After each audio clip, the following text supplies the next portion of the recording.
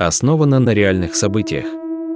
Я жил один в старой съемной квартире на последнем этаже.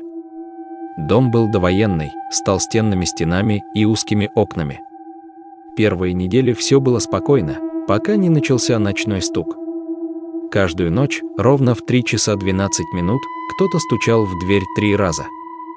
Тихо, размеренно. Я вставал, смотрел в глазок, никого.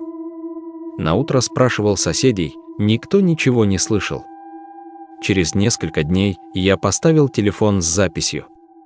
И на видео было отчетливо слышно. 3 стука, пауза и чей-то вздох прямо у двери. Я вызвал знакомого мастера поменять замок, и когда он снял старый глазок, в отверстии нашли кусок серой ткани, словно кто-то изнутри стены пытался его заткнуть. После этого стук прекратился. Но иногда, если в квартире становится совсем тихо, мне кажется, что кто-то все еще стоит за дверью, ждет, чтобы я подошел поближе.